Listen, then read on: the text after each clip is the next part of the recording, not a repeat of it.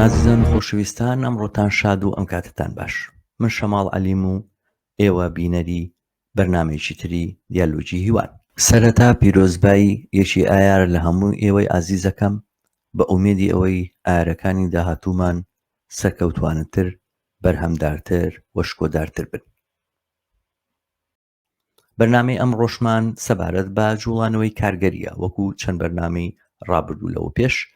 و ئەمە کۆتا بەرنمەیە. بەرنامەی ئەم جارەمان سەبارەت بە جوڵانەوەی کارگەریە لە ئوستورالیا.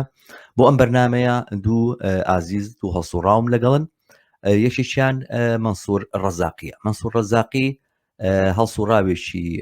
چەپ لە کوردستانی بندەستی ئێرانەوە پەنای بردووە بۆ ئوستورالیا لە ساڵانی 90 و هەر لەو ساڵانەوە ئەو لە جوڵانەوەی کارگەری ئوستورالیایە چالاک بووە کە لە ساڵی 2008 بە دواوە تاکو 2016 ڕێکخەری سندیکای CFMEU بووە لە سیدنی لە ویلایەتی نیو ساوز وێلز. ئەو لەو ماوانەیە چالاکی بەردەوامی نواندووە و لە زۆرێک لە خۆپیشاندان و مانگرتنەکانە بەشداری بووە.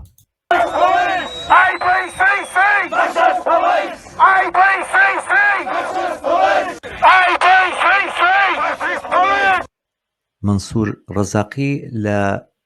2019 بۆهۆی ئەو جێگا و شوێنێک کە هەی بووە لە ناو سندیکای CFMU توانێتی پشتیوانی CFMU سندیکای کرێکارانی CFMU ڕایپێشێ بۆ کێشەی ڕۆژاوا و کە لە کۆنگری ساڵانی خۆیانە کە 2 ساڵ جارێک ئەبەسترێ لە ساڵی 2019 بەیاننامەیەکدا پشتیوانیان لە ئەزمموی ڕۆژاوا کردەوە لە دژی لەشکرکێشی و پەلاماری دەوڵەتی فاشیستی تورکیا هاتوونەتە دان. یەکێتی کرێکارانی خانوبەرەی ئوسترالیا لە کۆنفرانسی سەراسەری خۆی بە توندی لە خەباتی ڕۆژاوا پشتیوانی کرد و دەستدرێژی تورکیای سەرکۆنەوە مەحکوم کرد. زۆر بە خێراتی هاوڕێ مەنسوور. زۆر سپاس دەکەم هاوڕێ شەماڵ. پێشەکی پیرۆزبایی یەکی ئایا ڕۆژی جیهانی کرێکار لە تەواوی کرێکاران و ستەملێکراوان لە تێکڕای جیهانەکەم. زۆر سپاس. نێمە دیارە هەم خۆشحاڵ هەم سپاس گوزارین کە ئەم داوەتەی ئێمەت قبول کرد و ئەم دەرفەتت بە ئێمەدا تاکو سەبارەت بە جوڵانەوەی کارگەری لە ئوستورالیا و سەبارەت بە ئەزمموی خۆشت دە و جوڵانەوەی قسە و باس بکەین. من دیارە شارەزایشی ئەو تۆم نییە لە جوڵانەوەی کارگەری لە ئوستورالیا و مێژوەکە ئێوان بەڕێزت بەجێ دێڵم. پێم خۆشە کە سەرەتا بەوە دەست پێ بکەین جوڵانەوەی کارگەری ئوستورالیا ئەگەر کورتەیەک لەسەر ئەم جوڵانەوەیە وێستگە گرنگەکانی دەستکەوتە گرنگەکانی لە ڕابردووە، چونکە وا ئەزانم کە جوڵانەوەی کارگەری ئەوەندەی بزانم 200 ساڵ تەمەنیەتی لە ئوستورالیا. زۆر ڕاستە. ئوسترالیا دیارە زۆر دوورە لە شوێنەکانی تری جیهان و زۆر کەسیش لەوانەیە شارەزایی لەسەر نەبێ، بەڵام بزوتنەوەیەکی کرێکاری زۆر پێشکەوتوو ڕادیکاڵ و شۆڕشگەری تیا بووە لە ئاخری 1970ەکانەوە کە ئوسترالیا لە ڕێگەی بریتانیاوەکە کراوە بە کۆلۆنیالیزم و دوایەوە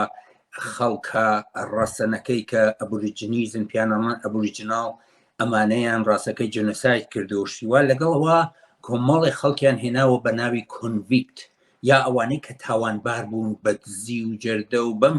جۆرەشتانە کە خۆی ئەویش سەرهەڵداوی کۆمەڵێک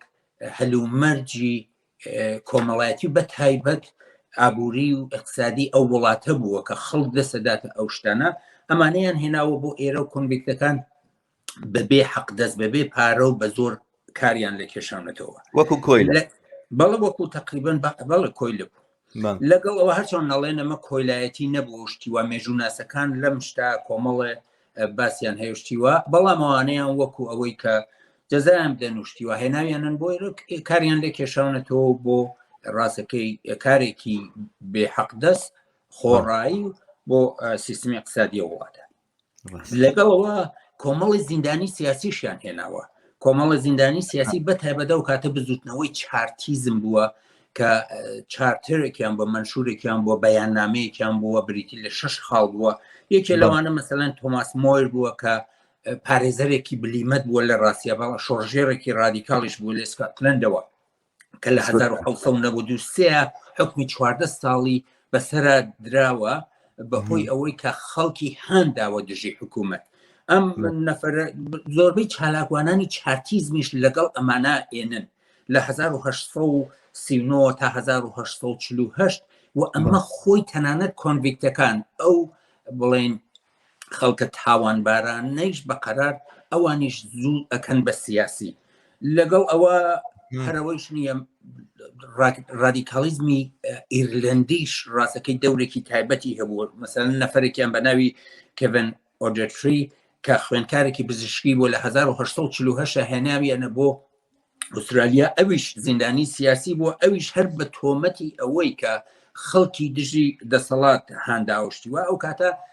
گۆڤارێک بڵاوە کاتەوە بە ناوی ئاروش فێلەن کە یا تاوانبارە ئیرلندیەکان کە دژی کۆلۆنیالیزم و بۆ یەکەم جاریشە کە بۆ داکۆکیکردن لە خەڵکی ئەبوریجنی ئێرە شت باسەکان لە ناو کۆنڤیکتەکانی ساڵی چەنە داکۆچی لە ئەبۆرژینەکان ئەمە لە ساڵی 1940 بوو کە هات لە 1940 یعنی کارگەران و سۆشیالیستەکانی ئوسترالیا داکۆچیان لە ئەبۆرژینەکان کردووە بەڵێ ئەو کاتە سۆشیالیست هێشتانە بزوتنەوەی کرێکاریوانە کە شۆڕژگێر و چالاکوان بۆ نوشتیوە لە ناو کۆنڤیکتەکانیشە چون کات بەهۆی ئەو خەڵکەوەی کە لەگەڵ یانە بوون لە بزوتنەوە چارتیستەکان و لە ناو سکۆتلندیەکان و لە ناو بریتانیایەکان و ئیرلندیەکانە چالاکوانی سیاسی بوون هێناویانن ئەوانە بزوتنەوەیان هەیە و لە بەهۆ یەکێک بە ناوی دکتۆر مۆیر کە باسە کاتۆڵێ کە نەفرێک لە ناو کۆنڤیکتەکانە بە ناوی ویلیام ئۆبراین کە چالاکوانێک بۆ زۆر دژی دەسەڵات بۆ کۆلۆنیالیزم و بەتایبەت بۆ باشکردنی حەقدەست و هەلومەرجی کار هەوڵی داوە دکتۆر تۆنی مۆیر کە مێژووناسێکە بە نێلسۆن ماندێلای ئەو کاتە ناویە بە ئەمانە زۆر زوو بوون بە سیاسی لە هەمان کاتیشە دکتۆر مایکل کوینلن کە مێژووناسێکی بزوتنەوەی کرێکاری ئوسترالیایە باسەکە کە ئەڵێ لە ماوەی ئەو چەندەیە زیاتر لە 400,000 ناڕەزایەتی جۆرە لە بزوتنەوەی مقاومەتیان لە خۆیان و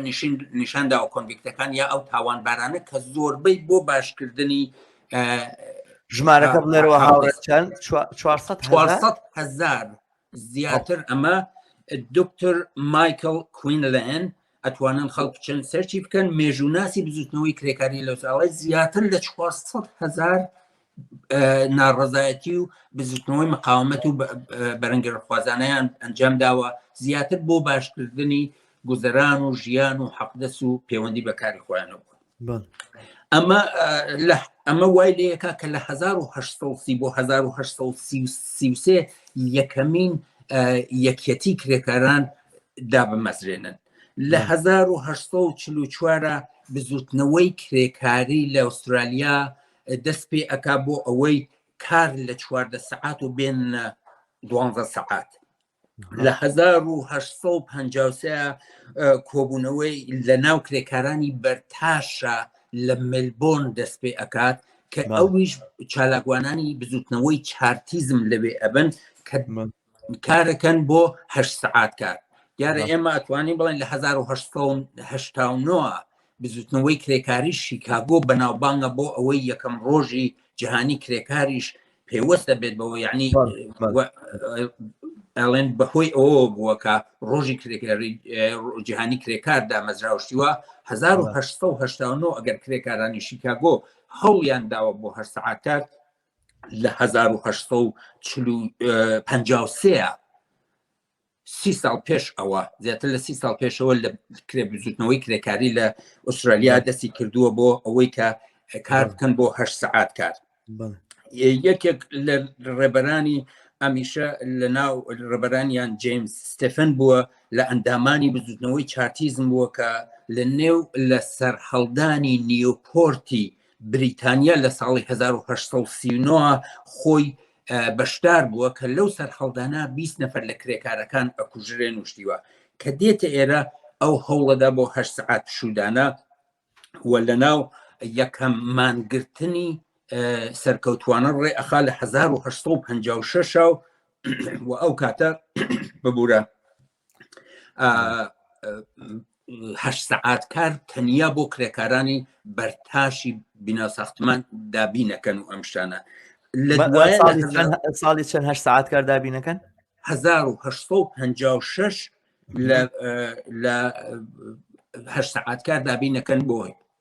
بۆ کرێکارانی بینای ئیالەتی ڤیکتۆریا ئێستێشە لە ناو لە شاری ملبۆرنا مۆینەمنتێک هەیە بەردێکە دایان ناوە سێ گۆشەیە هەر گۆشەیەکی 8 دانە 8 بەیەکەوە کە باسی ئەوە کارۆکاتە بزوتنەوەکەیان دروشمەکەیان 8 سعات کار 8 سعات ئیسراحەت و 8 سعاتی ژیانکردن بووە ژیانکردن دقیقا درستە ژیانکردن و ڕکرێشن یا ژیان و خۆشیبردن چێژبردن لە ژیان بووە بەڵام لە دوایە ئەڵبەتە گەیت بە 1916 کە لە ڤیکتۆریا 8 سعات کار بۆ تەواوی کرێکارانی ڤیکتۆریا دەسەبەرەکەن و لە 1920 8 سعات کار بۆ تەواوی کرێکارانی ئوسترالیا ئەڵبەتە ئەو کاتە سعاتی کاری هەفتەی 48 سعات بووە چونکە شەمانێشی لەگەڵا بووە بەڵام لە 1948 ئەبێ کە ئەبێتە 5 ڕۆژی کاری لە هەفتە بێتە 5 ڕۆژ و 40 سعاتە بێ ئەڵبەتە 40 سعاتەکە 38 دوای بێ بە 38 سعات و سعاتی کاری ئوسترالیا یەکێک لە شتەکانیشەوەی کە ڕاستەکەی زۆر خاڵێکی گرنگە لە مێژووی کرێکاری ئوسترالیا باس کردێ سەرهەڵدانی کرێکارانی کانگای ئاڵتون بووە لە بەلەڕاتی ملبۆرن کە بە بزوتنەوەی یوریکا ناسراوە ئەو علەمێکی شینیشیان هەیە کە وەکو علامەتی سەلیبە بەڵام علامەتی سەلیب نییە لە ڕاستیە سازم کراسە ئەستێرەی جنوبی ئەو لە ئاسمانە کە دەرەکەوێت لە ئاسمانە ئەوەیان خستوت ئەیەکن بە علەمی خۆیان لە 1954 کە هجوومەکەنە سەریان و 27 کرێکار گیانیان بەختەکەن بەڵام ئەو بزوتنەوەی ئەو سەرکوتکردنەوە ئەو بزوتنەوەی کرێکارانە بۆ ساڵهای ساڵ لە دوای خۆیان جێگەی کاریگەری خۆی ئەمێنێتەوە ئێڵێتەوە لە ناو بزوتنەوەی کرێکاری ئوسترالیا یەکێشتیش ئەوەیشمان لەبیر نەچێت هەر بزوتنەوەی کرێکاریە لە ئوسترالیا لە 1902 کە مافی دەنگدان بۆ ژنان دەستەبەرەکە لە بیرمان نەچێت کە تەنانەت مافی دەنگدانی ژنان لە ئوسترالیا بووە کە ئەبێت بەهۆیە کە بزوتنەوەی لە ناو ژنانی بریتانیایشە ڕێبخرێت و لە 1970 16 ساڵ دوای ئەوە ژنانی بریتانیا مافی دەنگدان بۆ خۆیان دەستەبەرەکەن لە 1920 ژنان لە ئەمریکا مافی دەنگدان دەستەبەرەکەن 1944 لە فەڕەنسا و 1980 لە ئەڵمان ڕاستەکەی ئەمانە خاڵگرەکانی تا شەڕی جیهانی یەکەم بوون لە شەڕی جیهانی یەکەمە حزبی کۆمۆنیستدا ئەمەزرێت کە نفوزێکی زۆری هەیە لە ناو بزوتنەوەی کرێکاری ئوسترالیا بەر لەوە دیارە سۆشیال دیموکراتەکان هەبوون یاخود ئەحزابی سۆشیال دیموکرات هەبووە و نییە پێش حیزبی کۆمۆنیستدا لە 1901 بزوتنەوەی کرێکاری و یەکێتیە کرێکاریەکان حزبێک دا ئەمەزرێن بە ناوی حزبی لەیبەر تا ئێستەش دوو حزبی سەرەکیمان هەیە لە ئوسترالیا حزبی لیبراڵە دیارە بەناوەکەی لیبراڵێکی کاپیتالیستی لایەنگری خاوەنکار و ئەوانە و حزبی لەیبەریشە کە ڕاستەکەی تا ئێستاتر فڕی بەسەر بزوتنەوەی کرێکاریۆ نەماوە ئەوە لە دوایی یادینە سەری باسیەکەی مشتیوە بەڵام لە دواییشە لە کاتی لە شەڕی جیهانی دووەمە یەکێتی سۆڤیەت و کۆمۆنیزمی یەکێتی سۆڤیەت و دواییشە کۆمۆنیزمی چینی لە ناو بزوتنەوەی کرێکاری ئوسترالیا زۆر دەورە بینن تەنانەت لەگەڵ لە کۆمەڵێ جیابوونەوە و ئینشقاقات و لە یەکدابڕانی ناو بزوتنەوەی کرێکاریشە دەوری زۆر گرنگیانە بێت وشتیوە ئەو بیرەوەریان ئەو شتانە ئەوەندەیشی هەروە بۆ ئاگاداری بینەرانتان باسی بکەم شتیواوەیە کە لە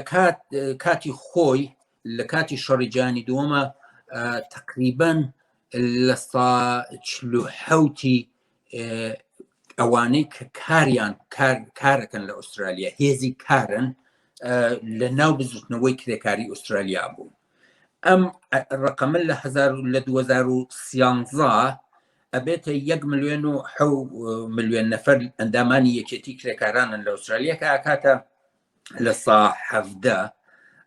چونکە 23 ملیۆنی ئەو کاتە لە ئوسترالیا بووە. هەمیشە لە دوای دینەوە سەری کە مەسەن لە ساڵی 1983 کە حزبی لەیبەر لەسەر کار بۆ شتیوە نزیکی 2.5 ملیۆن بووە کە ئەکاتە لە زیاتر لە 6 خەڵکەکە، بەڵام ئێستا دابەزیوە بۆ 1.7 ملیۆن نەفەری خەڵکی ئوسترالیا ئەوانەی کە لە 170 کارگەرانی ئوسترالیا لە ڕێکخراوە کارگەریەکانە منەظەمن ڕێکخراون بەپێی ئامارێکە کە ACTU ئەیدا ACTU شورای یەکێتیە کرێکاریەکانی ئوسترالیایە، تواوی یەکێتیە کرێکاریەکانی ئوسترالیا ئەڵبەتە یەک کرێکار ئەمڕۆ بە پێناسەیەکی تازەوە کە ئەڵێن ئەوەی کە هێزی کاری ئەفرۆشە هێزی کاری زەینی و بازوو ئەمانە فرۆشێ ئیستا لە مامۆستاوە بگرە تا پەرستار و نەرس و هەتا ڕەنگە فەرمانبەران و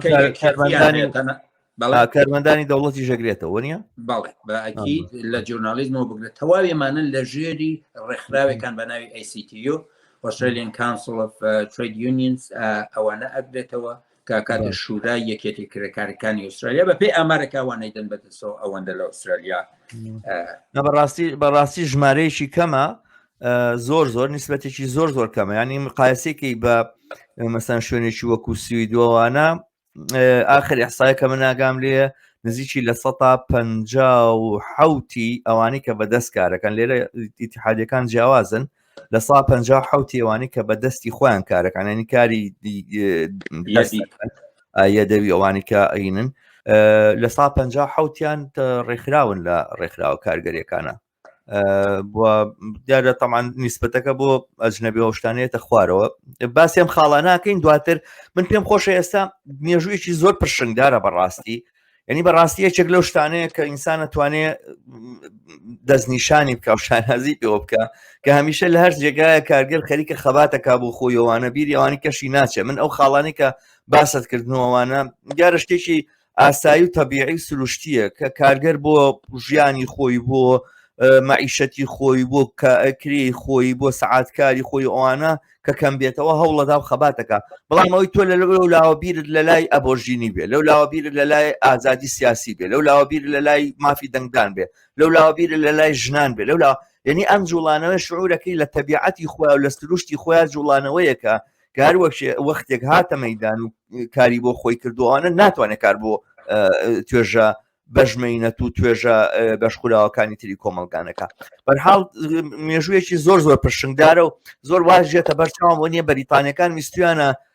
هینێک منفایەک دروستکەنەوەوان، بەڵام لە ڕاستیە کارخانەیەکیان دروست کردووە کە دواتر کاریگەریەکانی بۆ خۆشیان گەڕاوەتەوە، یعنی ئەوەی کە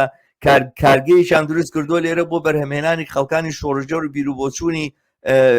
شۆڕژێرانە و ئاڵو گۆڕبەخشانە و ئەوانە ئەمە مەسەلەی ژنانوانە کە باست کرد مافی دەنگدان بۆ ژنان کە یەکێکە لەو بابەتانە. بەرحاڵ ئێستا قسە لەسەرەوە بکەین هاوڕێ مەنسوور، ئەم تاریخە و ئەم مێژووە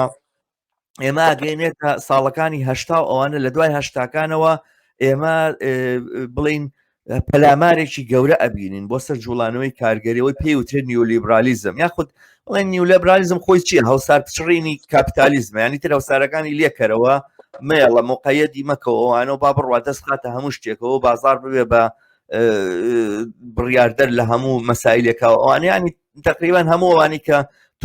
توانی بوویان ئەو هینانە ڕێ و شوێنانە کە توانی بوویان سەرمایەداری جڵاو بکەن ئەوانەی لێ بەرەڵاکەی توانە بە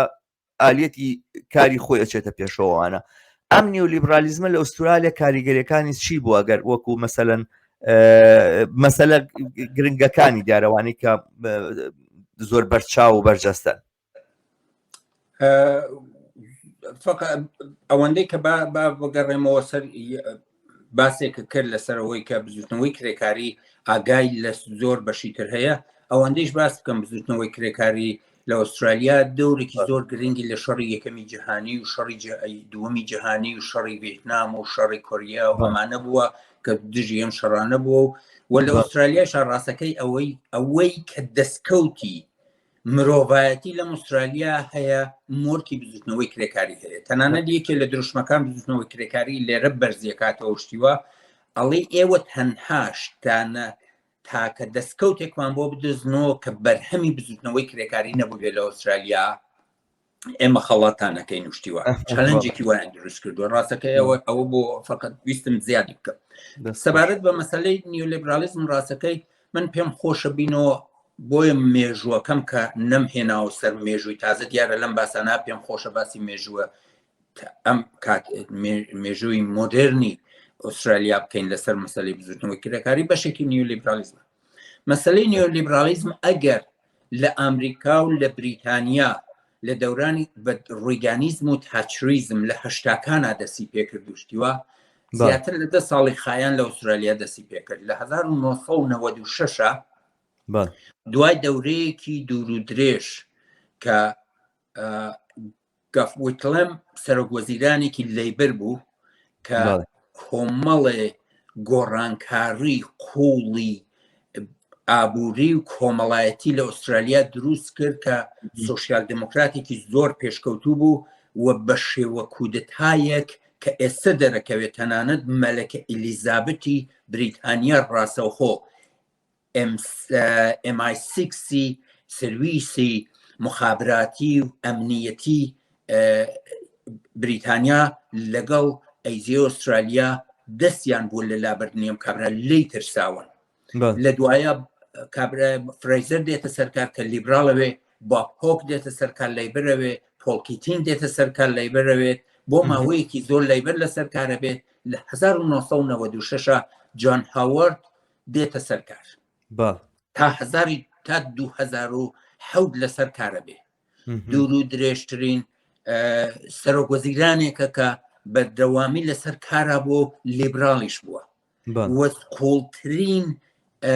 گۆڕانکاریەکانی لیبرالیزمی لە ئوسترالیا و لە بزوتنەوەی کرێکاری دروست کرد و یەکێ لەوانەی کە بووە مایەی کە ئەندامانی یەکێتیە کرێکاریەکان لە ئوسترالیادا بەزن ئەو ڕەفۆرمانە بوو، ئەو یاسانە بوو کە جان هاوارد هێنایە ئارایەوە. بەڵام یەکێ لەو شتانەی زۆر سەیریشە کە لە 2007 دۆڕانی یەکەم سەرۆک وەزیران بوو لە مێژووی ئوسترالیا کە تەنانەت نەیتوانی کورسیەکەی خۆشی بپارێزێ، نەک تەنانەت دۆڕانی کورسەکە، یعنی کورسەکەی خۆشی دۆڕان لە پارلەمانەوە نەیتوانی ببێتەوە بە ئەندامی پارلەمانیش. ئەمە یەکێ لە سەر شۆڕانەترین دۆڕانەکانی مێژووی سیاسەتی ئوسترالیا بووە کە بزوتنەوە کرێکاریەکان دەستی ڕاستەوخۆیان تیا بوو لەم دۆڕانەی لیبرالیزمە لە ئوسترالیا. ئەوەی کە جان هاوارد کردی کۆمەڵە ڕاستەکەی هێرشبردنە سەر مافی کرێکاران بووە، دەستکەوتە کۆمەڵایەتیەکان بووە. یەکێ لەوانە قانونێک و یاسایەکی هێنا ئارایەوە بە ناوی یاسای وەرک چۆیس، یعنی کە تۆ ئینتخابە هەیە بۆت هەیە هەڵبژێری توشتیوە. دیارە لەژێر ئەو مانیفستا، لەژێر ئەو ئایدیایی کە بورژوازی و سەرمایه‌داری ئەڵێ خەڵک ئازادە بخۆی، بەڵام خەڵک ڕاستەکەی کرێکار تەنیا ئەوەندە ئازادە کە چەوسێنەرەکەی هەڵبژێرێت توشتیوە. ئەوەندەی ئەو یاسایی ئەویش هێنای ئازادیەکە بۆ ئەوە بوو دەستی سەرمایه‌داری هەرچی بەربڵاوتر کرد بۆ چەوسانەوەیەکی زیاتری کرێکاران. وە لە یەکەم هەڵبژار لە یەکەم کاتیشا کە ئەم یاسایی بردە پارلەمانەوە و دیارە سیستەیەکە لەو شتانش کە بردیە پارلەمانەوە هەمان سیستمی GST کە لە بریتانیا ڤاتی پێڵەن نەدەم لە وڵاتەکانی ترەکە ماڵیاتێکی ڕاستەوخۆیە لەسەر هەموو جۆرە خەدەماتێک و کاڵایەکە کە دەیانێ نوشتیوە. ئەمەیشی دامەزرانوشتیوە لە کاتێکە ڤۆرچۆسی بردە پارلەمانەوە بزوتنەوە کرێکاریەکانی ئوسترالیا ڕێپێوانێکی زۆر گەورەیان ڕێخست کامبرا پایتەختی ئوسترالیا شارێکی بچووکە سیدنی گەورەترین شارەتی بەڵام کامبرا شارێکی بچووکە و پایتەختە لە تەواوی شارەکانەوە چوون بۆوێ دیارە ئوسترالیاش وڵاتێکی زۆر گەورەیە و بینی شارەکانیش یەکجار زۆرە ئەم شار بۆ شار 12 سەعات 10 سەعات یا لەبەرەوە مەبەستمەوەی گرنگی ئەوەیە کە تۆ لە تەواوی شارەکانەوە بی بۆ شارێکی ترەوە نیە مەسەن سەعاتێ بە سیارە و ماشینەکەی خۆت هەستی تو دەست بچیتە شارێکی تروشتیوە ڕوویان کردە ئەو شارە و هجوومیان کردە سەر پارلەمان و بەڕاستی ترسان پارلەمانتارەکان و ئەمانە هەمووی ترسان و شتووە کە بچن پارلەمان و دەسەڵاتی سیاسی داگیرکەن دیارە بە نەفوزێکە کە لەیبەر حزبی لەیبەر هەیە کە من هەمیشە من خۆم بڕوام هەیە کە حزبی لەیبەر بووە بە مایە پوچەڵی فەسادێکی سیاسی بیرۆکە و ئایدۆلۆژیکی لە ناو یەکێتی کرێکارانی ئوسترالیا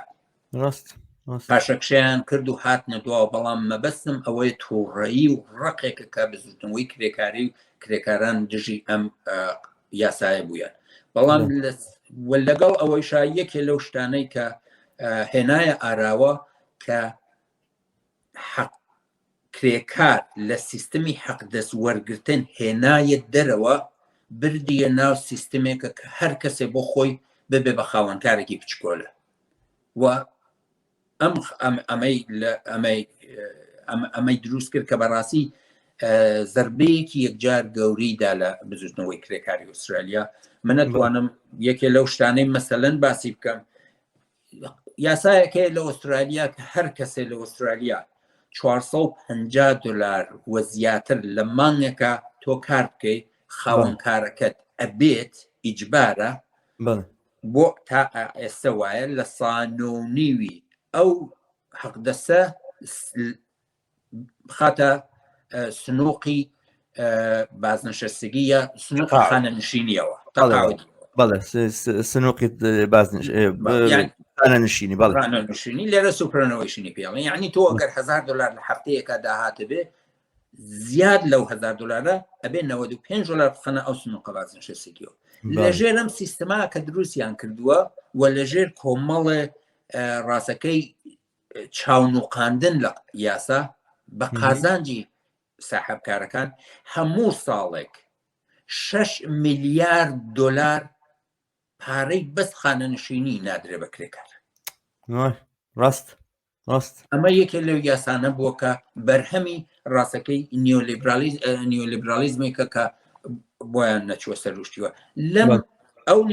یەکێ لە بەرهەمەکانی تری ئەو نیۆلیبرالیزمەی تاچریزم و ڕگانیزمێکە لە هەشاکانە لە بریتانیا و ئەمریکا هاتە سەرکار لە 96 لە ئوسترالیا هات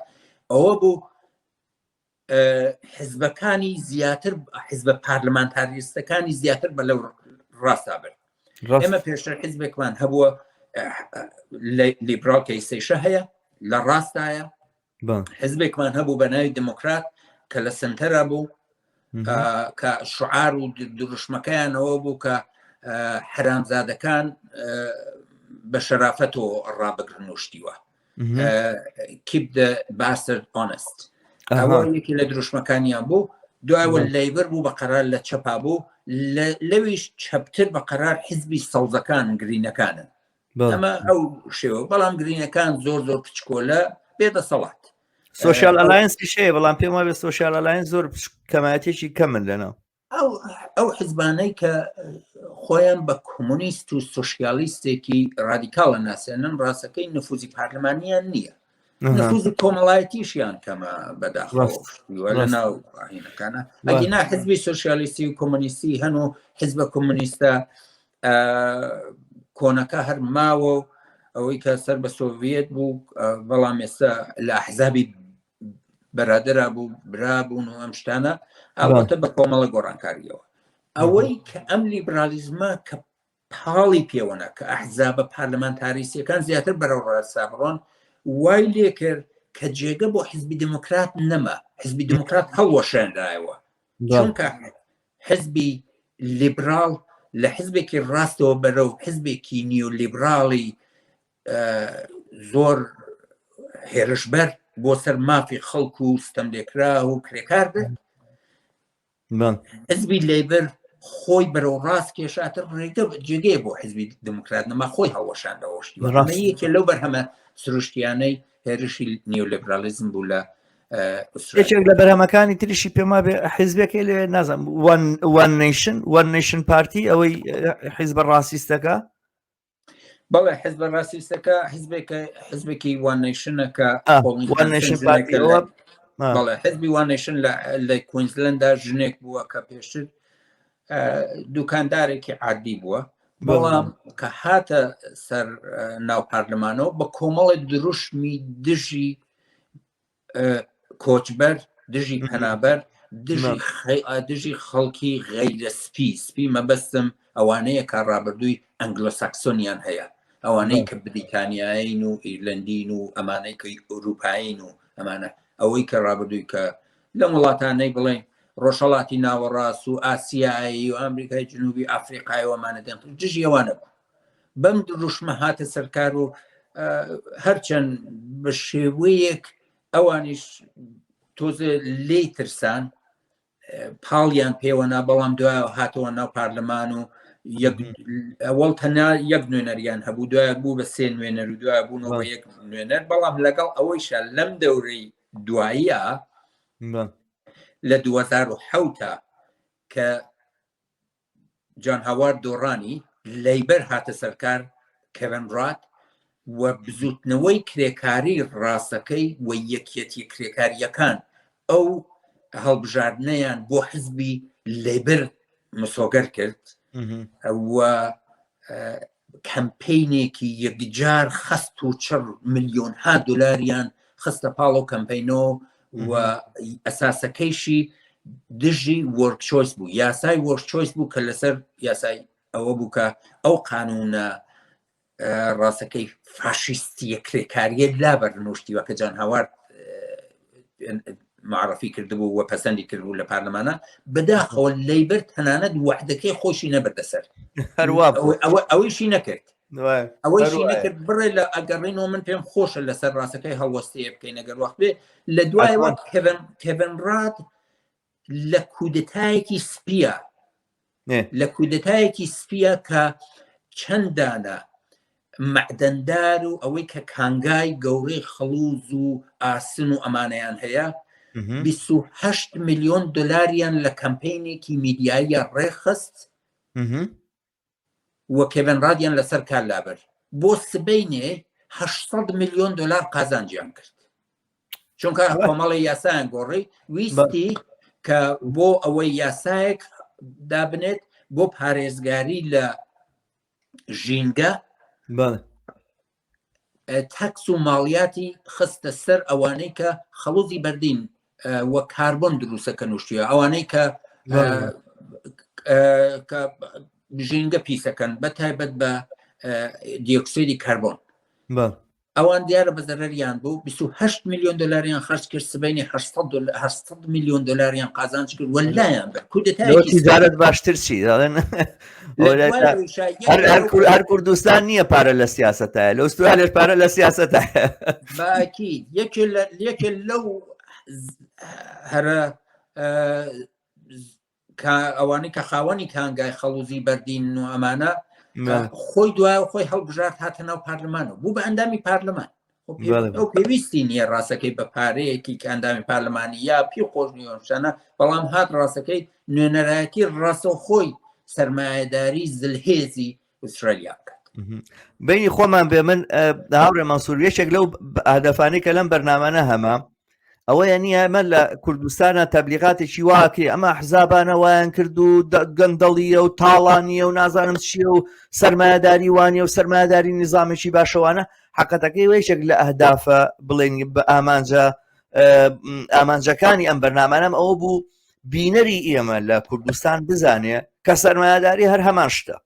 لە ئوسترالیا بێ لە کەنەدا بێ لە ئەمریکا بێ لە ئەوروپا بێ هەر هەمان ماهیەتی هەیە ئێستا لەوێ دوو حیزبیان داناوەوانە و کاری تاڵانکاری و کارەکەن بۆ سەرمایه‌داران و بۆ شەریک و کۆمپانیا جیهانەکان دەوڵەمەندیانەکەن لە ئوسترالیا بە جۆرێکی ترە بەڵام تۆ جارە بەم نمونەیە نیە زۆر بەڕباشی ئەو ئامانجەی منێ پێکا بەڕاستی بۆی خەڵک بزانێت کە ئێمە لە دنیایەکە ئەژین لە هەموو سوچ و قوشبنێکە شەڕ و پێکدادانی چینایەتیە منملانی چینایەتیە کارگەران لە کوردستانە وانییە کە ئەم دوو حیزبە ئەوە عشاعرن چوزانم لە شاخەوە هاتوون و فەرهەنگونان ئەمانە سەرمایه‌دارن ئەمانە بەشێکن لە سیستەمی سەرمایه‌داری بەشێکن لەو چینە دەسەڵاتداری کە ئەمڕۆ لە دەسەڵاتە لە جیهانەوەوانە کە هەموو شتێک بۆی پارەیە هەموو شتێک ژیانی ئینسان ئەگەر پێ بکرای خوێنمان کاتە کاسەوە بیفرۆشەیە کرد هیچ درێخی نەبوو ئەمە بەشێکن لەو چینەوە بەشێکن لەم سیستەمە ناڕەوا و نالەبارە باسی هینە نەتایجەکانی نیۆلیبرالیزمە مەوزوعێک هاتە پێشەوە مەوزوعی وان نیشن پارتی و ئەو کەمپینەی کە لە دژی کارگەرانی ئەجنەبی کرا من پێم خۆشە بچمە سەر خاڵێکی تر لێرەیەکە لە ڕوانگەی منەوە گرنگە قسەی لەسەرکەینەوەوانە ڕۆڵ و جێگا و شوێنی کارگەرانی ئەجنەبی ئەوەی کارگەرانی خارجی ئەوەی کە لە دەرەوەیە جایتر پەناهەندەیە یاخود بە بڵین هیجرە دێت یا بە قاچاقێتە ئوسترالیا و 6 ساڵ لە سجنا بێ پێشەوەیکەوە هینەکەی وەرگێ ئیقامەکەی وەرگێ کە سیستەمێکی زۆر عجیبە لە تاسە لە ئوسترالیا ماوەوانە ینی بەم شێوازە هەر کامێکیان بێ وەزئی ئەم کارگەرانە چۆنە تێکەڵبوونیان لەگەڵ جوڵانەوەی کارگەریە چییە تۆ خۆت بەشێک بووی لەو پەناهەندانەی کە ڕوت کردووەتە ئوسترالیا و دیارە جێگەی خۆتت کردوتەوە لە ناو جوڵانەوەی کارگەریە فرسەتت هێناوە کە شوێنێکی بڵین دیاریکراوە گرتووەوە شوێنێکی کاریگەریشت گرتووە دیارە فرسەت هەیە بەڵام بۆچی ئەم تێکەڵی ڕوونایە بۆچی مەسەلەن نەک هەر تەنها بڵین کارگەرانێکە لە وڵاتانی ئێمەوە دێن و هۆشیاری چینایەتیە نەتەنانەت ئەوانی کە هۆشیاری چینایەتیشان هەیە ئەوانەی کە لە ئوسترالیا لەبەرەوەی کە لە حملاتی دژی کۆمونیستی و دژی سۆسیالیستی و دژی کارگەری ڕایان کردووە لە ئوسترالیا ئەو جێگایان نییە لە ناوم جوڵان و کارگەریە پێم خۆشە باسی ئەم کێشەیە بکەین کە لە ڕوانگەی منەوە مۆزلێکی زۆر گەورەیە تەواو نەک لەو ڕوانگە بەرتەسکەی مجموعەیە خەڵکی سۆسیالیستەوە بە عموم بۆچی کارگەرانی ئەجنەبی ئەو جێگا و شوێن و مۆقعیتە ناگرن لە ناو جوڵانەوەی کارگەریە کە پێویستە بیگرن لە حاڵێکە سەختترین کارەکان ئەوان ئەنجامێدەن بێحقوقترین توێژەکانی کارگەر لە ناو کۆمەڵگاکانی سەرمایه‌داری ئەوروپا و غەربە ئەوانن لە هەموو کەس بیمەترن لە هەموو کەس بێ ئایندەترن لە هەموو کەس ئستەم لێکراوتریشن سەر ڕای چەوسانەوە پێم خۆشە لەم بابەتەوە ڕای بەڕێزە بویستم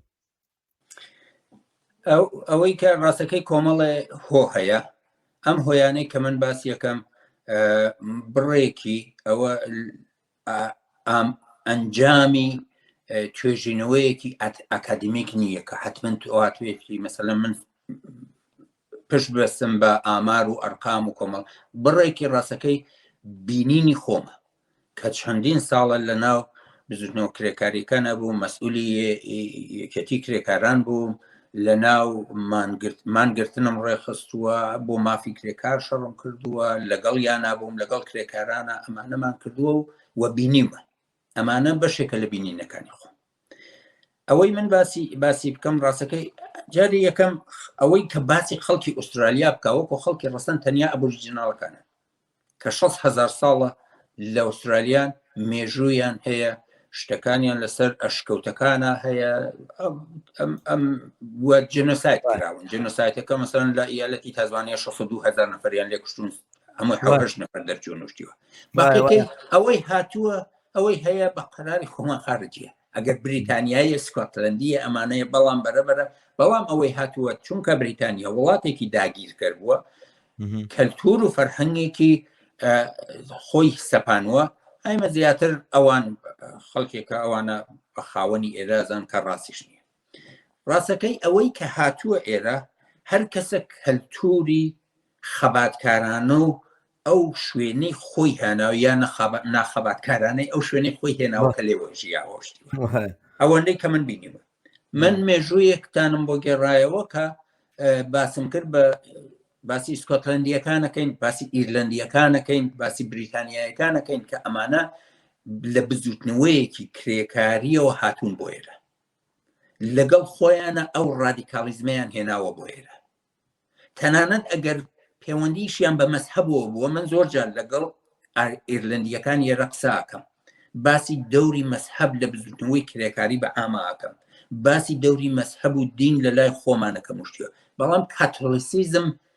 کاتۆلیک لە بزوتنەوەی تەنانەت ئیرلندا دەورێکی زۆر ئەوەی پاڵپێوەنەری بووە بۆ کۆمەڵە لەو خەباتانەکە کردویانە لە شوێنە بەری پێگرتووە بەڕام لە بڕێ شوێنی شەڕاستەکەی پاڵپێوەنەر بووە ئەو شتیوە ئەمانەیان فەرقەکە مێژووی ئوسترالیا مێژووی کۆچبەریە لە هەر شوێنێکی دنیا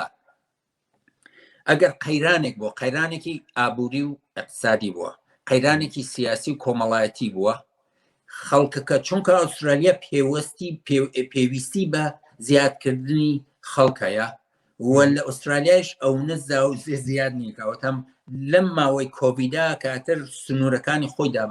بەستووە ئوسترالیا خۆتە لە ئوسترالیا ئێمە کۆڤیدمان نییە زۆر ژیان عادیە بە هیچ شێوەیەک لە هیچ شارەکانیمانە و لە هەموو شارێکە ژیان عادیە لەم ماوەی کە کۆڤیدا سنوورەکانی داخستۆشتیوە گەشەی نفوس و زیاد جەمعیەت و خەڵک بەرەو دواوە چووە چونکە هەموو ساڵە 180,000 نەفەر وە زیاتر ئەوە بووە کە خەڵکێنێتە ناو ئوسترالیاوە ساڵانە لە بینی 12 تا 18,000 نەفەر پەنابەرێنێتە ئوسترالیا ئەوشتیوە ئەمە وەستا ئەوشتیوە لەگەڵ ئەوەیە کە ئەم خەڵکە ئێنێت ئەم خەڵکە لەگەڵ خۆیانە کاتێ ڕووەکەن وڵاتی خۆیان بەجێهێڵن بۆ ئەوەی ژیانێکی باشتریان بێ لەگەڵ خۆشیانە ئەو کەلتورە ئێنن کە لێک لەگەڵ یانە هاتوون وە چونکە پەیوەندی بە ژیا قەیرانە کۆمەڵایەتی اقتصادیەکان هەیە بەڕای من ئەو کۆمەڵە خەڵکە لەگەڵ خۆیان کە هاتوون بەتایبەت لە دوای ئەوەی سیاسەتی مهاجرەت و کۆچبەری سپی نەما لە دوای شەڕی جیهانی دووەم شتیوە ڕێگەیان بە زۆر شوێنەکانی خەڵکی تەواوی دنیادا هەر کەسە بێت کۆمەڵێ بەڕای من فەرهەنگی محافزەکاری و خۆپارێزەرانەیان لەگەڵ خۆیان هێناوە خەڵکێکە کە تووشی شەڕ بووە لە یوگۆسلاڤیا شەڕەکانی یوگۆسلاڤیا شەڕەکانی لوبنان شەڕەکان و قوربەسەریەکانی ئەمریکای جنوبی قوربەسەریەکانی ئافریقا ڕۆژهەڵاتی ناوەڕاست هەموواتی دەسی بۆی شەڕی قوربەسەری و وێرانی و برسێتیە خەڵک ماڵی لەدەستداوە کەسوکاری لەدەستداوە دێتە ئێرە ڕاستەکەی تووشی بەڕای من تووشی تەحەفوزەکەوێت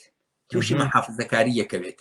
دەست بە قواوەکەی خۆی و ئەگرێ ئەڵێ لێرە ماڵێکم هەیە سەقفێک یا کرێچیە یا ماڵی خۆیەکی یا سۆشال سیکوریتیش پارەیەکێداتە یا چه کارەکات ژیانێکی هەیە دەست بەسەر ناوی ئەمیشە لە دەست بدا توشتیوە لە ئەوەی کە بلۆکی شەرقی جاران بوو و یا ئەوەی کە وڵاتانێکە وەکو مەسەن چین ڤێتنام و ئەم شتانە ڕاستەکەی لە شەڕەکانی ڤێتنامە لێرە هەوڵیاندا ئەوەی دژی کۆمۆنیستە ئەوەی دژی سۆسیالیستە بیانێنە ئێرەشتیوە ئەوانەی یوگۆسلاوین بەم شێوەیە لوبنانیەکان وڵاتانی لای خۆمان لە کوردستانەوە زۆربەی ئەم خەڵکانە دێن ئەمە بەشێکی تریشی ئەگەر چالاکوانانی سیاسین چالاکوانانن بەشێکن لە بەرەی چەپ و سۆسیالیستان وشتیوە بەڕاستی بەداخەوە من ئەوەی بینیمە مثلەن ئەوەی کاکە نزیک بەرەوە لەم بزوتنەوە کرێکاریانە تۆ هەموو جارێ ئەتەوێ پشتیوانی لە بزوتنەوەی کرێکاری لە کۆمەڵی خەڵکی وڵاتەکەی خۆت بکەی ڕۆیکەتێ یەکێتی کرێکاریانە نامەم پێ بدە سمینار ئەەکەی ئەمە بکە بەڵام کاکە تۆ ئەمە هەموو جارە ناتوانانی تۆ ئەی تۆ چیەکەی بۆ ئەمە نابێت دوو جار تۆ خۆ نیشاندەی پشتیوانیەکەی ببە بە ئەندامیان بە ئەندامی فەخریان ئەندامەتیەکەیشیان کەمترێکە دێن باسەکەن وەڵامانە ئەتحادیە و نەقابەی زەردن و یا یەکێتی کرێکارە ئەمە هێڵەکە تاکی بدا ئەمە ڕاستەکەی فەقە خۆدزینەوەیە زۆربەی هەر زۆری چالاکوانانی سیاسی سۆسیالیست و کۆمۆنیست و چەپیش بەم شێوەیە خۆیان لێت زیوەتەوە یا نایانەوێ کارکەن یا بە شێوەیەک بیانیان هەیە بۆ خۆیان یا بەڕاستی نازانم ئەتر ئەولەویەتەکانیان فەرقەکە من ئەمە شتێکە دیارە تعمیمی نادەم عمومی ناکەم و ناڵێم ئەمە هەموو کەسێ وایە هەموو بەڵام ئەوەندەی من بیبینم ئەمە ڕاستەکەی هەڵسەنگاندنی من بۆ لە طبعاەوە ئەو تەسویرەی کە تۆ دات هاوڕێ مەسعود دقیقە دروستە من اختلافم نییە لەگەڵیان منیش ئەو واقعەتە بینم و واقعەتێکە هەر لە ئوسترالیانە تقریبا لە هەموو وڵاتەکانی کە پەنابەران لە عێراق و لە ئێران و لە مەناتقانەوە بۆی ڕۆشتون بە دید و فکری سۆشیالیستی ئەوانەوە واقعەتێکەی بینی بەرجەستەیە یعنی کەمترین دەخاڵەت و کەمترین بەشداری هەیە لەو جوڵانەوە بڵین زیندوانی کە لەو کۆمەڵگایانەیە هەنی تر هەر جوڵانەوەی کارگەری بە یاخود جوڵانەوەی تر هەشەر نییە جوڵانەوەی کارگەری ئەنی بەڵام بە تایبەتی جوڵانەوەی کارگەری زۆر دوورە پەرێزی لێکرێ بەڵام باسەکە من بە بڕۆی من پێم باشە لە ئیتارێکی فراوانتر و گەورەتری شابی بینم تۆ طبعاً شتێک هەیە باسی کولتورێکەکەی کە ئەوانە لەگە خوانەنانە بەڵام ئەمە ئازانین کە کولتور قابلی گۆڕانە یعنی خۆتە لە بیداتی قسەکان تا باسی ئەوت کردوتت کۆمەڵێک زیندانیان هێناوە ئەوانی کە مەحکوم بوون کۆنڤیکت بوون لە زیندانەکانی بەریتانیا و بڵین بەریتانیا عوزما هێنانە لەوێ دایانناون بەڵام دواترەوان تێکەڵی سیاست بوون نەمیان بوون بە سیاسی بەبەری مەجموعەیەک ئەفرادی سیاسیان تیا بووە باسەکە لەسەرەوەیە ئەمانەی کە لە کولتورانەوە هاتوون بۆچی کە گەنە ئەوێ ینی من مەبەستمەوەیە کە تەنها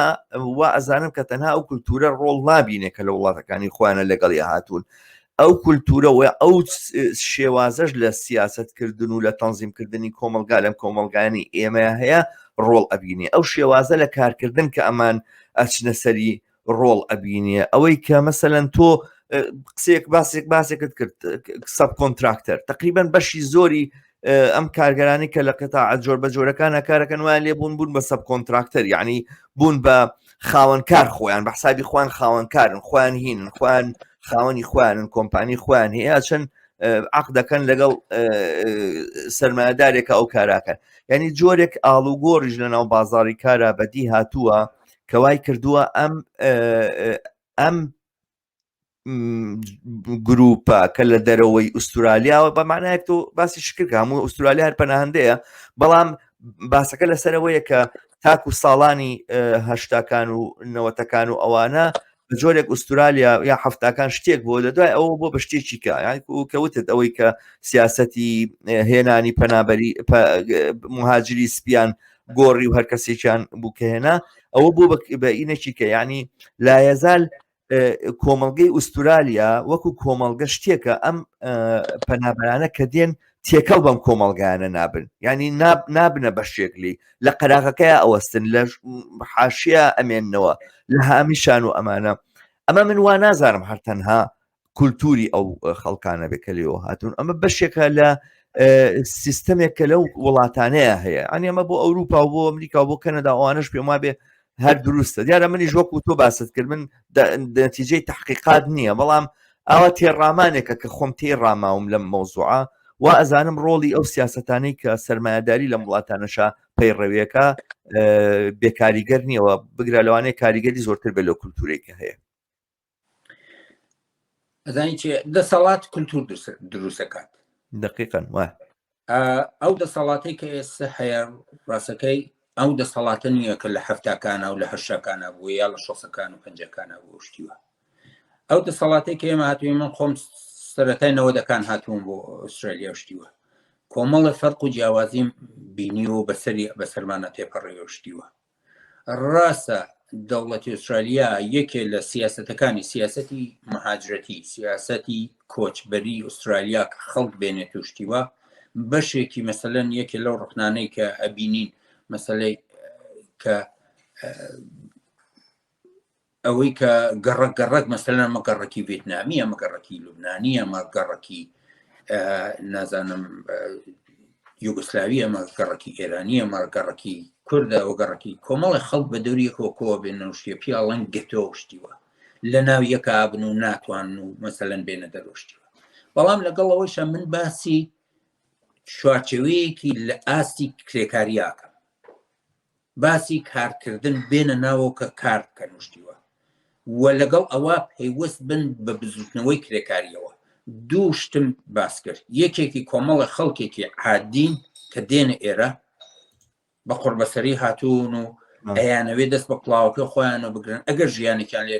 بۆ دروست بووە ئەوەیشیان لە دەست دەرنەچێ باسی کۆمەڵی خەڵکیشم کرد کە هۆشیارن چالاکی سیاسی وەکو چالاکی سیاسی هاتوونەتە ئێرە فەرقیان هەیە لەگەڵ ئەو دەسەی ئەوەی لەناو ئەم خەڵکە ڕاستەکەی لە هەردوو دەسەکە من یەک شتە بۆ باسکەم ئەمە کە خۆم باسی بینیمە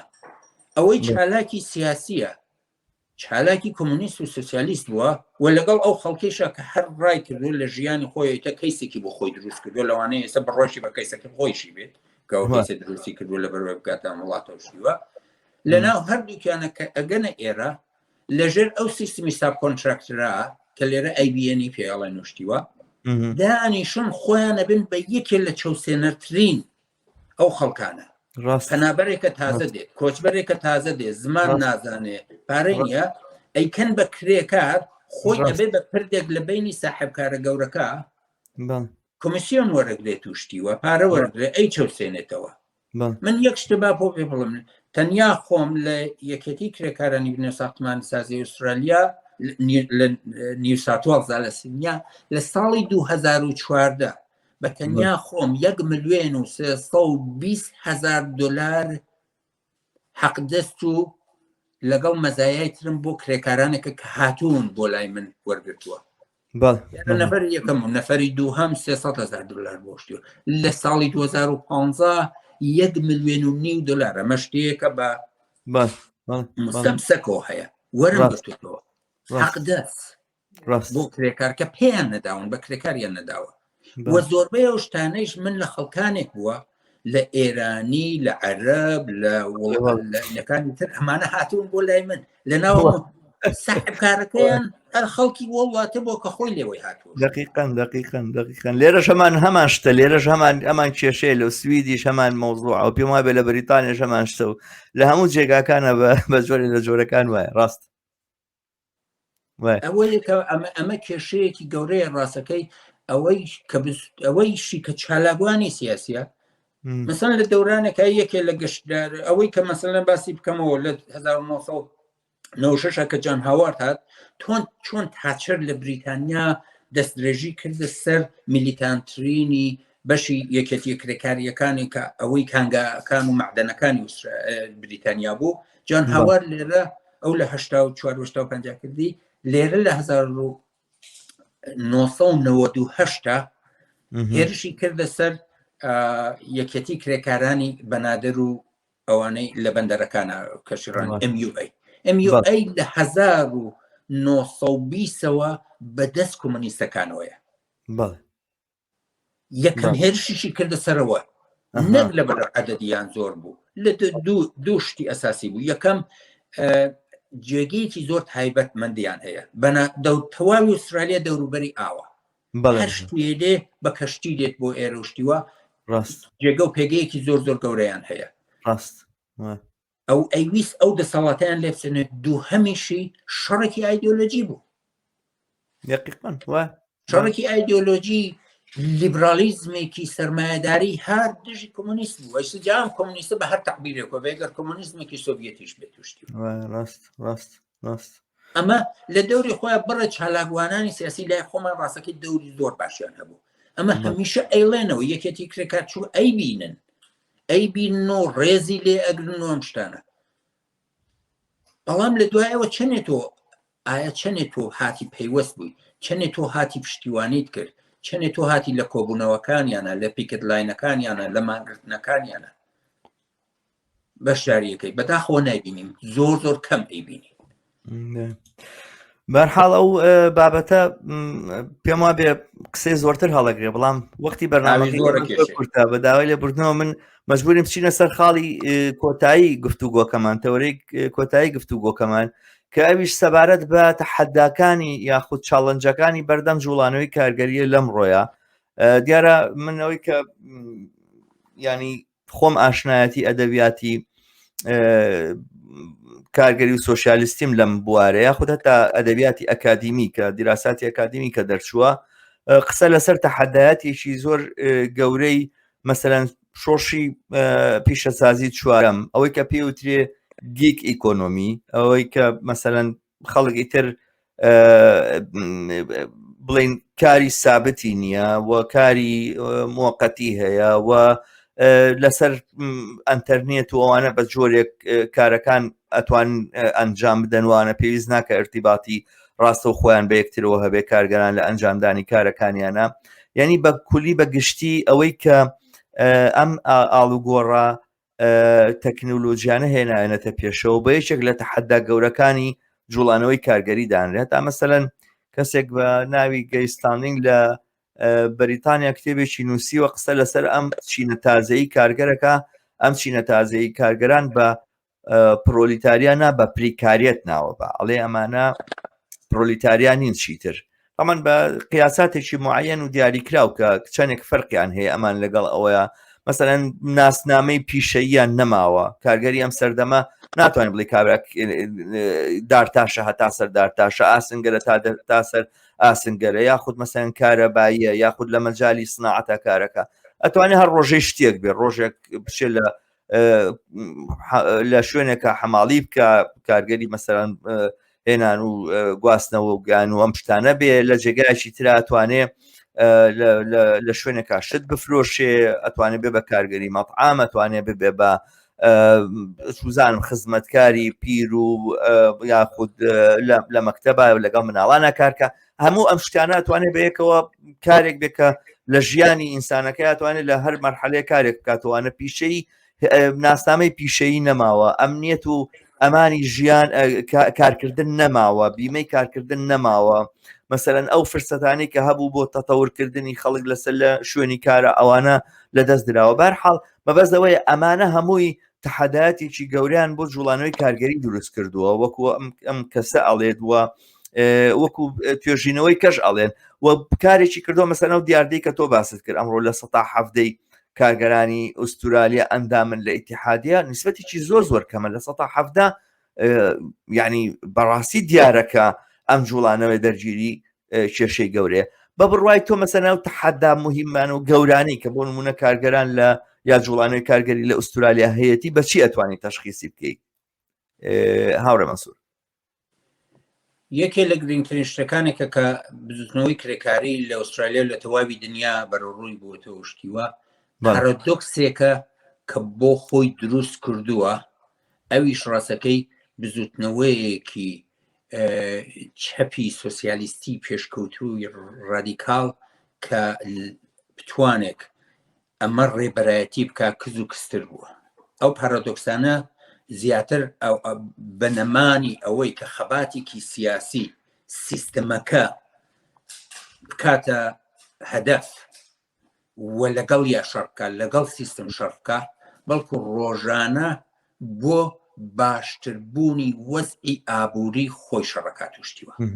ئەمە یەکێکە لەو چالەنجە گۆڕانەی کە لە دوای هەشتاکان و بەتایبەت ڕۆخانی سۆڤێتی یونیۆن بە هەر ئێمە لێکۆڵینەوەیە کە لە بەرامبەر ئەو کەمپا هەمان بێت و کەمپێکی سیاسی لە جیهانە بۆشتیوە ئەمە ڕوویدا ئەمە ڕوویدا بینیمان و ئەمانە ئەو پارادۆکسانەی کە بۆ خۆی دروستەکات توشتیوە من پێم خۆشە یەک دوو نمونەتان بۆ باسکەمەوەە لەگەڵ ئەوەیشە لیبرالیزم هێرشە کاتە سەری وای لێ ئەکات کە کرێکار ئەوەی کارەکات پێویستی بە یەکێتی کرێکاری نەمێنێتویە یا پی وا بێتتر پێویستی نەماوە شتیوە پێ ئەویشە لەو پارادۆکسانەوە دروست بووە کە یەکێتی کرێکاران بوونەتە قوربانی دەستکەوتەکانی خۆیان دەستکەوتی زۆر گەورەیان بۆ کۆمەلگای مرۆڤایەتی دروست کردووە نەک بۆ خۆیان ئەوەی کە ئەیبینین لە ئوسترالیا مەسەلەن باسی لەگەڵ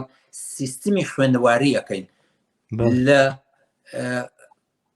ڕۆزە و حەزانە و کودەکستان و شوێنێکە مناڵی تازە ئەچێتەوێت 4 ساڵ 5 ساڵ تا زانکۆکان سەرژ زانکۆکان ئەمە دەسەڵاتی بزوتنەوەی کرێکاری بۆ لە ئوسترالیا ئەکی دیشم لە تەواوی وڵاتەکانی تریشە چونکە لێرە بە زۆربەی زۆری تقریبان خۆڕایی شتیوە زانکۆکان ئەڵبەتە ئەوە لە دوای هەشتاکانەوە کردیان بەپارە بە وامێک و ئەمانە بە لە خەڵکی لە تەلەوەکانی وەرەکردن سیستمی هێڵسێک و تەندروستیەکە کە دروست کراوە لە ئوسترالیا تقریبان خۆڕاییە بزوتنەوە کرێکاریەکان دروستیان کردووە ئەوەی کە 4 هەفتە ئیجازەت هەیە، ئەوەی ئیجازەی نەخۆشینت هەیە، ئەوەی نازانم کۆمەڵی معاشی زۆر باشە هەیە، تەواوی ئەمانە دەستەبەر کراوە لە سەروی هەمووتر. من کاتێکە کە لەگەڵ یەکێتی کرێکاریەکانە بووم لەگەڵیانە بوو، ئەوەڵین شتێکە بۆ من ئیمنی و سەلامەت بوونی کرێکارەکانە. تۆ ئەبێ وجودێکی فیزیکیت هەبێ توشتیوە تا بتوانی دوایەوە شەڕ بکەی بۆ حەق دەست و بۆ شتەکانە. ئێمە لە ڕۆژانە لە ئوسترالیا من هەموو جارە قسەمە کرد بۆ کرێکارەکان هەمووت ئێوە پێتان وایە ئەفغانستان خەتەرەکە یا ئوسترالیا بۆ کرێکاری بینە. لە ئەفغانستان لە 10 ساڵە 39 دانە پرسنەڵی ئەسکەری و نظامی و میلیتاری ئوسترالیا مردن. لە ئوسترالیا فقط لە بنا و ساختمانە لەو ماوەی 10 ساڵە 532 کرێکار مردن. لە هەموو هەفتەیەکە کرێکاری تا 2 کرێکار گیانی لە دەسەدا توشتیوە. جا لەبەرەوە ئەمەی بەواسم وایان کردووە تەواوی قانونەکان تەواوی یاساکان کە سەلامەتی کرێکار دابینەکات و تەزمینیەکە یەکێتی کرێکاریەکان دروستیان کردووە بۆ بە یاسا لەمە لە ئاگەرتر بوو بە یاسا. یەکێتی کرێکاری پێویستی نییە کە مەسەن بەو شوێن مەگەر ئەو شوێنانەی کە ئەبێ بەردەوام خاڵەیە ڕاد بگرم ئاوڕێ مەنسوور. منە قسەی تۆ زۆر بەدیوێکی کابی خوێنمەوە. زانی باسەکە لەسەر چییە؟ من ئەوە قوبوڵەکەم کە وایە، ینی جۆرێک پارادۆکسە. تۆ خەریکی سەرکەوتن بەدەزێنی سەرکەوتنەکە وا لێکا بێ هێز ببی لە جاتیەوەیکەوا هێز پێیاکەی. دلیلەکەی چییە بە نەزەری من؟ دلیلەکەی ئەوەیە هەر تۆ کاڵی بوو بە قانون لەم وڵاتی ئێمەشە تقریبن هەر بەم جۆرەیە کە تۆ باسیەکەی، ینی بەم یاسایانە و بەم سەرکەوتنانە ئیتیحادەکان بە جۆرە لە جۆرەکان ئەچنەوە ناو سیستەمەکە ئەبنەوە بەشێک لە سیستەمەکە. باشە، ینی چونکە دەستکەوتەکان و شتەکان لە ڕێگەی دەوڵەتەوە بەدەستدێ و ئەوانە لە بابەتی ئەم دەستکەوتانە یەکێک لە بڵین بەرەنجامەکانی ئەم دەستکەوتانە زاڵبوون و یاخود بەهێزبوونی ڕۆڵی دەوڵەتە، بەهێزبوونی ڕۆڵی ئەو سیستەمەیە. بەجۆر لە جۆرەکان ئەو سیستەم ئەو دام و دەستگا سیاسیە وا سومعەیەکی وا پەیاکە وە بڵین ئاعتیبارێکی وا پەیاکە کە کارگەری ترەڵێ بۆچی بچ بەگژیا دەوڵەت ئاگای لێمە، دەوڵەت ڕعایەت مەکا، دەوڵەت ئەوە مەکاوانە پێویستی بە وجودی من و خەڵاتی من نییە، خۆی شتانم بۆ جێبەجێ بۆ تەسبیت بۆ ئەوانە و کارەکە ماشیە، پێویستی بە ڕێکخراوبوون چییە؟ طبعاً ئەو قسەی وایە، بەڵام باسەکە لەسەرەوەیە بە بڕوای من ڕەنگە تەعاملی ئیتیحادیەکان لەگەڵ ئەم مۆزوعەیە زۆر دروست نەبوو بێ. ئەنی بەو ئەندازەی کە تۆ سەرکەوتن بەدەستێنی ئەبێ نەخشەت هەبێ بۆی کەوا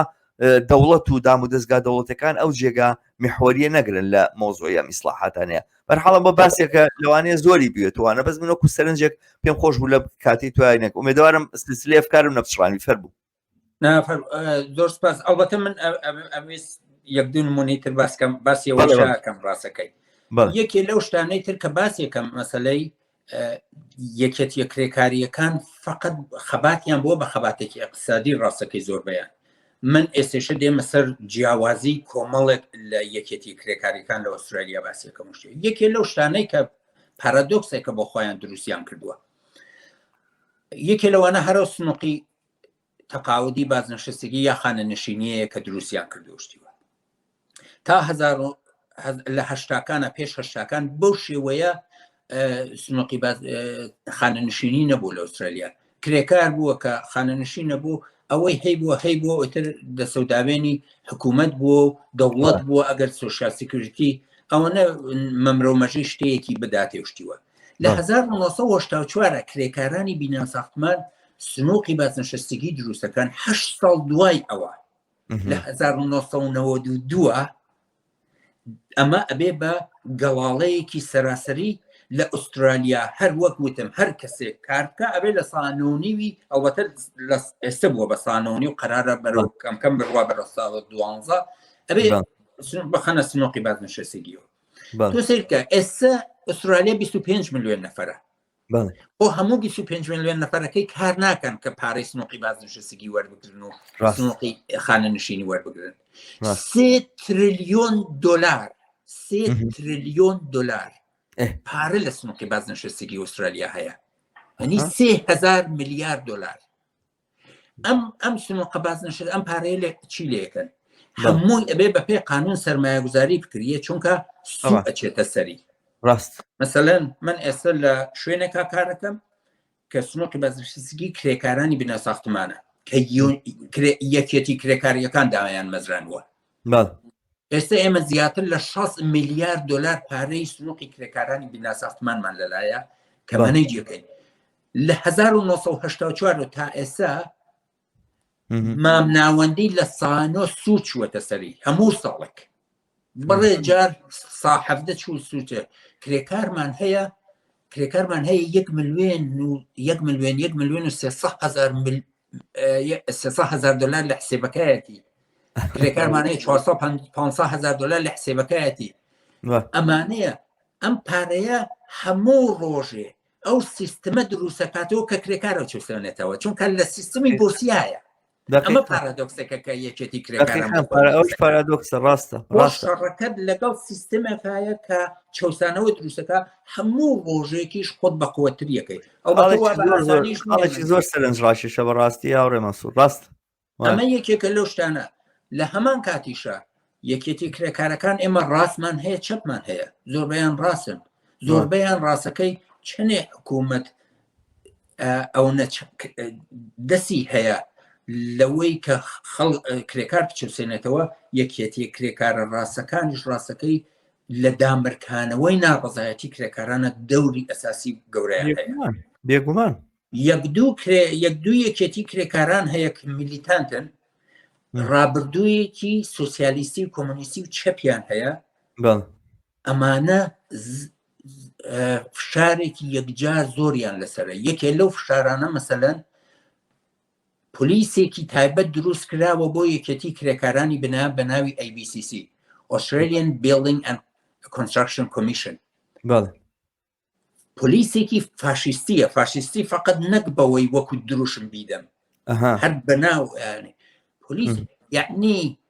کرێکارێکی فقط بۆ کرێکاری بینایە و ئیتحادیە کرێکاریەکانی بینە ساختمان بۆ کەسی تر نییە ئەمانە دەسەڵاتیان هەیە کە بچن کرێکارێکە کە بە هەر هۆیەک بیهێنە ژوورێکەوە بە تەنیا خۆی پرسیاری لێ بکەن بیکێشنە ژێر پرسیار بەبێ ئەوەی ناتوانێ بڵێنە ناتوانێت جوابی پرسیار نەداتەوە 6 مانگ سجنەکەن ئەگەر بچێتە ماڵەوە بە ژن و مناڵەکەی بڵێت کە چیان وتووە چی باس کردووە لەوێ 6 مانگی تر سجنی پێدەن و زیندانیەکە نوشتیوە من لە ساڵی 2017 3 ساڵ پێش ئەوە کە چ بوو مەسەر کار و بەهۆی ئیمنی و سەلامەتی کار و کارەکەم داخست بوو نیوەمانگرتنێک بوو ئەمانە کردم 2017 بانیان کردوم بۆ دادگا 3 سەعاتنی محکەمە کراوە ماخرەکەش هەر قازی گوێژی لە من ناگرت توشتیوە محکومیش بووم و 8,000 دلارێکی جەریمە و هین کرام و غەرامە کرامشتیوە یعنی ئەمە ئەو پارادۆکسانەیە کە من باسیەکەم دەلایەک ناوخۆی خودی یونیەنەکان ڕاست و چەپمان هەیە یاساکانە حکوومەتە ڕاست و ئەو پارادۆکسێ شێوەی کار و سروشتی کاری یەکێتیە کرێکاریەکانە کە لە خەباتێکی سیاسی و زیاتر هاتوونەتە ناو خەباتێکی اقتصادیەوە هاوڕێ مەسوود تۆ باسی ئەو سنووق هینەکانت کرد سنووقی تەقاعودیت کرد یا سنووقی بڵێن خانە نشینی ئەو سنووقانە بڵێن ئێستا لەلایەن دەوڵەتەوە سەرپەرشتیەکرێ یاخود هەر لە ئەزالی ئیتیحادیەکانە ئەو سنووقانە دیارە هەر جۆرە جۆر دوو جۆرمان هەیە یەکێکی سەر بە بانقەکان و ئەو ئینشورانس کۆمپانی شتەکانە ئەو سەرمایه‌داریەکانن بڕێکیشیان سەر بەخۆن ئەوانە بۆ قازانجن بڕێکیشیان بۆ قازانجین ئەوانەی بۆ قازانجنین لە بۆردەکە لە هەیئەتی مدیرەکانیانە یەکێتی کرێکاریەکان هەیە ساحێبکارەکان هەیە و مستەقلیش هەیە دوای ئەوە بەم شێوەیە ئەبرێت بەڵام دەوڵەت 3-4 دانە ڕێکخراوی دەوڵەتی دروست کردووە کە سەرپەرشتی ئەمانە ئەکات و ئەبێ ڕپۆرت بدەنەوە شتیوە طبعاً یەک دەوڵەت هەوڵ ئەدا ئەمە لەژێر کۆنترۆلی یەکێتیە کرێکاریەکان بێنێتە دەرەوە زیاتر بیخاتە باوەشی بانقەکانەوە جا دقیقاً بەڵێ $3 تریلیۆن پارەیەکی کەم نییە بەڵێ ناوە جەهەتا مەسەلەکەش پارە نییە من مەبەستم ئەم خاڵە بوو لێرەیە ئەم شتێکە بەڕێزە باسکە مەسەلێکی زۆر گرنگە وەکو ئەو تەسویرەی کە خۆم پێشتردامەوانە تۆزە تەوزیحی بەم لەم نمونەیە یعنی ئەوەی کە تۆ سنووقی بە بڵێن خانە نشینی سەر بە ڕێکخراوێکی کارگەری دیاری کراوە ئەم سنووقە ئەگەر لەژێر دەستی ئەو ڕێکخراوە کارگەریە بمێنێتەوە ماناوە دافعێکی بەردەوام هەیە بۆ خەڵک کە ببێ بە ئەندامی ئەو ئیتیحادیە سوودی لێوەرەگرێ و ئەمە ئەبێ بە پاوەرێک بە قووەتێک بۆ ئەو ئیتیحادیە کارگەریە بەڵام وەختێک ئەمە دەوڵەت تیک ئۆڤەرەکە یاخود دەوڵەت ئەچێوەریەگرێتەوە ئەوانە و ئەیکابهی خۆیەوەوانە واقعان ئەم هێز و دەسەڵاتە لە ڕێکخراوە کارگەریەکان و لە ئیتیحادیە کارگەریەکان ئەسێنێتەوە و مێژووی سۆشیال دیموکراسی بەڕاستی جۆرێک لەم بابەتانەیە چونکە ئەگەر مەسەن دیقەت بێ لە ئەوروپایە و لەو شوێنانەیە بوون نمونای سنووقی بەتاڵە ئێمە هیلمان هەیە لە سویدا پێوترێ ئاربستلسیاس کاسا یعنی ئەکاسا کەمە هی سنووقی بەتاڵێ ئەم سنووقی بەتاڵی ئەسڵەن کارگر خۆی دروستی کردووە سنووقی نەخۆشی ئەوەی کە نەخۆشەکەی پارە وەرەگریەوەمانە کارگر خۆی دروستی کردووە ئەم بابەتەشتانە لە پێشەوە لە سەرەتاوە کارگر خۆی دروستی کردووە باڵانسی هێزی لە بینی کارگەر و وەژوازێ بە شێوەیەکی زۆر ئاشکرا گۆڕیوە لەبەرەوەی توانای ئەوە هەبووە کە کارگەر بڕوا خەبات بکە نەترسێلەوەی کە برسیە بێ بڕوامان بگرێ نەترسێلەوەی کە برسی بێت چونکە ئەم سنووقانە هەندێک جاریش بۆ سنووقی ئیزراب بەکار هاتووە بەڵام ئەو غەختەکە ئەمە بوو بەهی دەوڵەت و سۆشیال دیموکراسی کردی بەهی دەوڵەتەوەوانە واقعان ڕێکخراوە کارگەریەکانی لەم هێزە لەم وەسیلە و بڵێن ئەداتە بەهێزەی دەسەڵاتکردن و قدرەت نیشاندانوانە مەحروم کرد کە ئەمە بۆ خۆی یەکێکە لەو تەحەدایانی بە بڕای من جوڵانەوەی کارگەری ئەم سەردەمەی ئێمە پێوەی ئەناڵێنێ و ئەو شتێک کە تۆ باسی کرد زۆر دقیقە بەرحاڵ من دووشت فقط باسکەم زۆر بە کورتی یەکەم ئەوەی کە مێژوو نیشانداوە مێژووی خەباتی کرێکاری من باسی ئوسترالیا کەم و دیارە لە تەواوی دنیاشەوە نیشانداوە بزوتنەوەی کرێکاری یەکێتی کرێکاری تا قۆناغێک مەرحلەیە کە توانێ هەر سەرکەوتن بەدەستبێنە سەر چونکە بێتە قوربانی سەرکەوتنەکانی خۆشی ئەیسە بۆ شێ باسەکە مشتیوە پێویستی بە حزبێکی سیاسی هەیە خۆی دامێزرێنێ حزبی سیاسی کرێکاران بێ کرێکاران بەڕێوەی بەرنوشتیوە و دەسەڵاتی سیاسی بگرێتە ئامانج یەک شتی تر لەمەوێ باسی بکەم لە پەیوەند قسەکاندا من هەمیشە باسم کردووە دوو شت لە ناو بزوتنەوەی کرێکاریە هەمیشە مەترسین یەکەم ئەوانەی کە گەنج و جوان و تازە پێگەیشتون و دێنە ناو ڕیزی کارەوە هێزی کارەوە و یەکەم ئەوانەی کە کۆچبەریشن چونکە ئەوانە مێژوو نازان مێژووی ئەمە چییە مەسەلەن تۆدیتە ناو شوێنێکی کارەوە مەتبەخ و ئاشپەزخانەیەک و خواردن شتێکی لێیە مێز و کورسی لێیە حەمامی لێیە ئاوی گەرمی لێیە ئەمانە نازانێ ئەمانە هەمووی بەرهەمی خەباتی کرێکاری بۆ پێش هیچ کاتێک حکوومەت هیچ کاتێک دەسەڵات هیچ کاتێک سەرمایه‌دار ساحبکار ئەمەی بەخواستی خۆی نەداوە بەکرێکار بەرهەمی خەباتێکە ئەم خەباتە درێژە پێ نەدەی لە دەستیەدەی ئەمە من خۆم بەردەوام ڕۆژانە لەگەڵ یا بەرەڕوو بووم کە گەنج و جوان و کۆچبەرێک کە تێتە وڵاتێکەوە ئەو مێژووە نازانێت و هەمووی بەدەستە بەر وازانێمە خۆی ساحبکار و خاوە دەوڵەت پیداوە ئەمیشە هەمیشە ئەمێنێت